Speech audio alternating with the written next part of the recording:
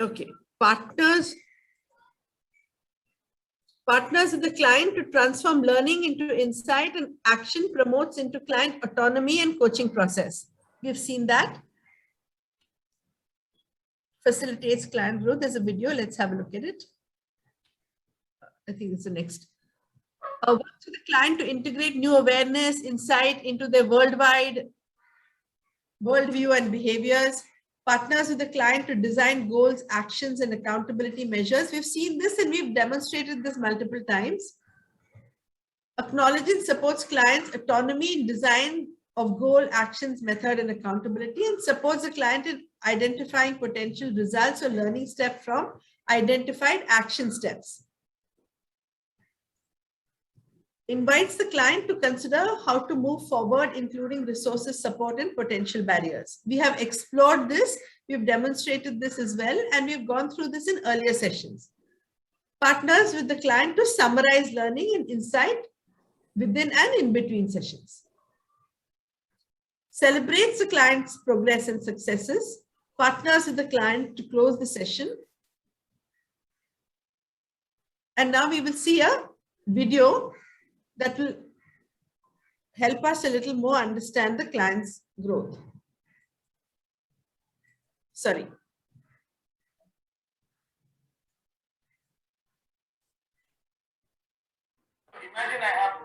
A really common phrase that people use to describe the purpose of coaching is to deepen learning so that clients forward action. And I think this particular competency, and in fact the whole cluster about cultivating learning and growth, is about the second half of that purpose. And what I appreciate a lot about the languaging in this particular competency is that it eliminates a lot of fuzziness that we had in the old model that had 3 competencies, and now we have 1. And at the end of the day, it's not enough for clients to get awareness of who they are and what's motivating the way they're behaving or relating to something. It's important that they're able to translate that into everyday actions and choices, and that they do it in a way that feels very respectful of who they are and the insights that have come from this session. In some ways, it's a little bit like the reward for the coach, because they can hear the client confidently accept responsibility for making a different choice that will lead them to a better outcome. Great. Well, thank you. And you kind of touched on a little bit of how this was 3 competencies and now it's 1, but maybe you could help us, for those who have been really using for years the existing model or the older model of the core competencies. How does that translate into the newer one? So there's kind of a funny story here, because when the team was working on developing the new competency model, I was a strong proponent for keeping the 3 but cleaning up the language. The good news is the spirit of the old 3 are still included in this single new competency. And let's look at it this way. When a client has reached a moment in the session when they say to themselves, wow, that's a really new way of looking at this situation that it never occurred to me I could make available to myself. Or they'll say, wow, that opens up a whole bunch of new options. I see how the belief I've been carrying just doesn't match this situation. I could do something else. There's an energy shift. There's an enlivenment. They're ready to take consideration for something new. In the old competencies, we would say that's the moment to move to designing actions, which is all about starting to instill ideation. What are all the possibilities now that you know this about yourself, or this insight has emerged for yourself? And encouraging the client to look broadly in all areas of their lives, not just the one that they situationally might have brought to the session, so that they're working with the whole self and thinking about what are the possible actions. Competency 10 was planning and goal setting. And so what happens here is that we want to promote autonomy, client autonomy. What that means is, of all these possible ideas, which one will I choose? Because right now it's the highest priority. It will have the greatest positive influence or impact on the situation that I've brought to the session. but really it's going to help me do that in all parts of my life. So of the 6 or 7 options, I'm picking this one. And what's important is that I implement that sometime in the next couple of weeks, and I know exactly who I'm going to partner with. And that's the signal that says, now they're starting to get to a place of step by step by step. How will I manage progress and accountability was competency 11. And in the new competencies, this is about really setting the client up to leave the session with everything in place. They know what their commitment is in terms of what they'll do. They know their commitment in terms of by when they'll do it. They have some sense of the connection between the learning in the session that's happened and what they're now able to say, yes, I feel ready and capable to go and implement this. And here will be my team that I'm going to lean into when I get concerned that maybe I can't get it done. And here's how I'm going to celebrate. I know what success looks like when I implement these new choices in my life. So 9, 10, and 11 are absolutely all embraced in the new competency of facilitating learning and growth. Great, thank you. Thank you for that explanation, Janet. Let's dig into now. You're a mentor coach, and so when you are mentoring someone and you're watching a tape or going through someone's coaching session, first, can you tell us what it's like, what you see in a session when someone is doing this really well, and then after that, we're going to switch to when someone needs some extra help. So, what's the person who's doing this and has this really down pat? What does that look like? So in some ways, it's very important to look at the whole competency model in answering this question. It's very, very difficult to be successful at any level of credential in facilitating learning and growth if we haven't established and maintained an agreement that the client's fully partnered with us on. They've been able to identify what matters enough for us to talk about it, what's not known, and how is that needing to be addressed in order for you to make progress towards some outcome that you're wanting outside of the session. And then, of course, there's an outcome in the session. If those elements are in place, then what happens when the insight emerges is the coach has I call it the compass for completing and landing the plane in the session, because we can go back to that session agreement and say to the client, when we began, you were seeking to have an action plan for yourself to shift the way this project was unfolding.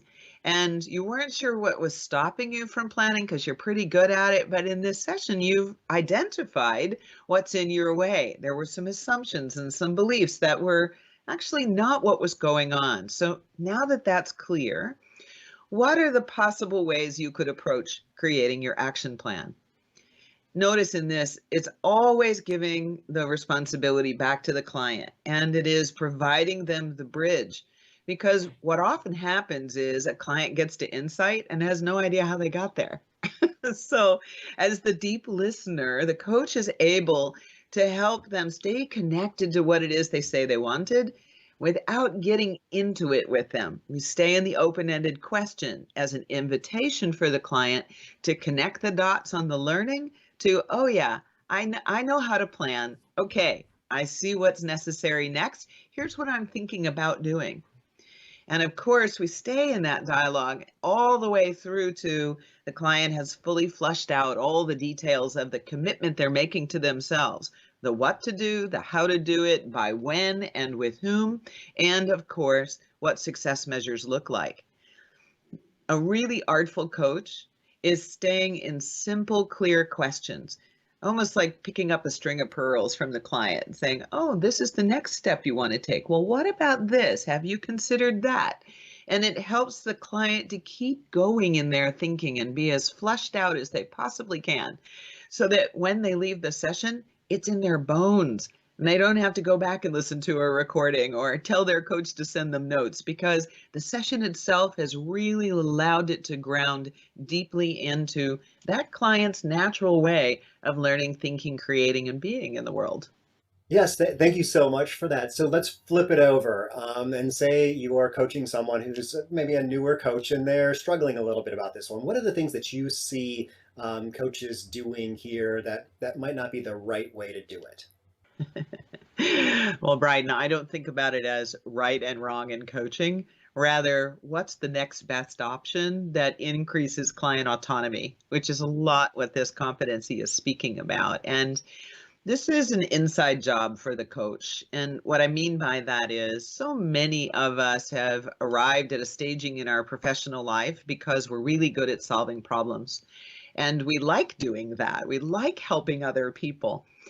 To be really effective in coaching, we want to be useful, not helpful, which means it's not up to us to decide what's a good thing to do. It's not up to us to even figure it out.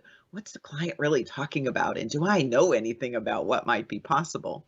So the first piece is to break the habit of being a fixer and a problem solver in favor of being a partner who is more focused on how do I draw out from this person what they already know that maybe they never considered bringing to this particular situation or relationship, or something that they know that if they did a little variation on a theme might give them an opportunity to do something new that's useful to them.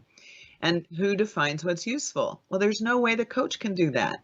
That must come from the client. So when in doubt or feeling that sense of, oh, if I could just tell them to do this, it would be the right thing, to translate that into a question instead, to be sure that we're keeping the responsibility and ownership in the hands of the client. Remember, they have 6 days and 23 and a half hours to live their lives after your session. So we get to catalyze, but not walk along with them. We want to be sure they're really sourcing what they're choosing. Yeah, and I love your term catalyze. That's a great term. So really quickly, let's go into just, what's the difference between an ACC, an MCC, and a PC, or ACC, PCC, and MCC, like the expectations for this competency? I think this is a great source of confusion in the industry, and I'm happy to speak to it a little bit. In the early going, as I said a little bit earlier, coaches are unlearning some habits that have them entering into conversation with other people with a fixer mindset or a problem solver mindset. And they're unlearning that in favor of genuine curiosity, learning to ask questions they don't know the answer to and couldn't possibly know the answer to. When first starting out, coaches are encouraged to ask the client, what's the territory we're going to be exploring? We say sometimes topic. That sometimes makes coaches a little bit confused. So I changed that word for them to say, we could be talking personal or professional or community or family or friendships. That's the territory that we're in. Remember, we see clients as whole, resourceful, capable, and creative in their lives. And that means no matter where we start, it applies to everything in their lives. And therefore, that's open for our exploration with them. An ACC coach is paying attention to getting to know the whole of their client, asking them about the territory, and what do you want to discover in this session that's useful to you? When they move to PCC, we're broadening that conversation to say, okay, if you were able to accomplish that objective in your life, that outcome, what would be the impact for you? Now, both of those questions are outside of the session, but they're influencing the session. So a PCC coach then says, well, given that that's what you want outside of this session, what are we talking about today that's going to be a good step to move you forward? And one more thing, what is it when you discover that and you're having an experience in this session of realizing, oh, that's the thing I want to know? What will be the way you'll recognize that? And that's emotional. Sometimes it's physical. So some people will show up in a session and say, I'm just so frustrated with this relationship that I'm in.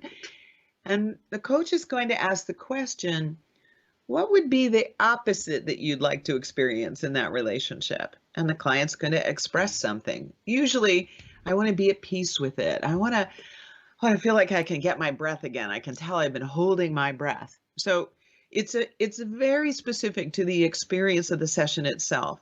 What this does is make them available to consider something they haven't considered before, because they're not caught up in the emotion that's got them bringing it to coaching in the first place. So these additional elements of being able to speak about what's bringing it to the surface, how are you experiencing it, what do you want instead as the success measure, and ultimately in this session, what will move you closer and help you make progress to the thing you want outside of the session. Now, when you move from PCC to MCC, everything I've just said still applies. But now what the MCC coach is paying attention to is a little more subtle. An MCC coach is listening very deeply for the way that this client is perceiving their life. What's their worldview in the way of values and beliefs and assumptions and preferences and habits? We're less concerned with what's the territory. We're even pretty unconcerned about what the outcome is because the client owns that. And given that they have responsibility to go and implement after we've catalyzed them in the system or in the session itself, what is it that they can discover about how they relate to the situation, that next situation, the next context, the next opportunity in front of them, again, broadening that territory, and start to realize that they have a set of beliefs and principles and values that are what the basis is for choosing new actions, making decisions, determining whether they'll give all of their energy or none of their energy to something. And this is what the MCC coach is listening to. What's that inner motivation? What's the intrinsic way in which this individual approaches their life? That when they have awareness about this, they realize, oh, boy, that solves all kinds of different situations, not just the thing I've presented.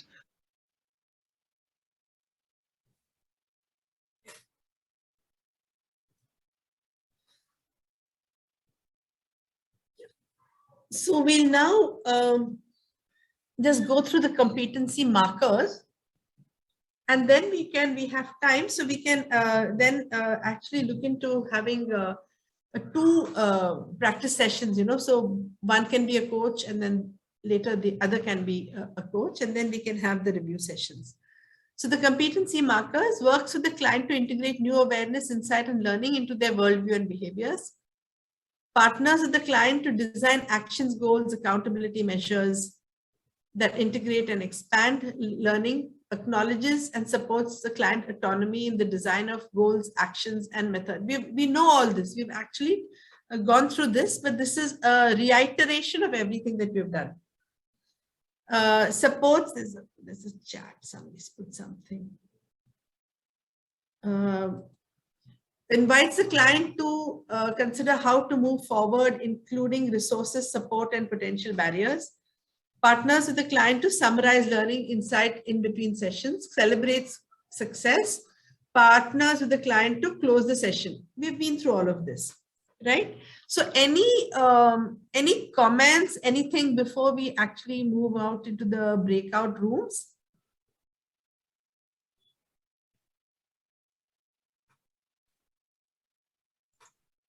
No, none from me.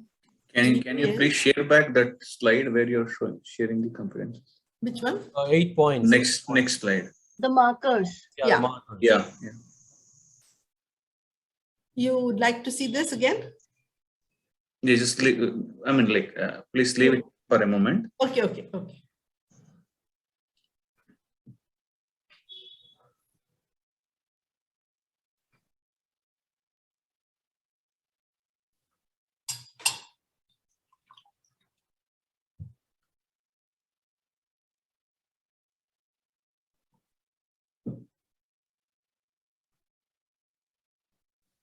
Should I move forward? Sorry, one question in the video. Yeah, let me just, 1 minute. I'll just summarize and we can have the questions and we'll get into the practice sessions. So we've been through all this. A coach partners with the client. So basically it's the same level. You're partnering, you're co-creating and helping transform. So you're integrating new awareness. throughout the sessions, expanding their worldview, seeing where the new awareness can be applied in other areas as well. And the critical competencies, the coach is directly aligned to the coaching ideology, the entire coaching process, which we have reiterated several times.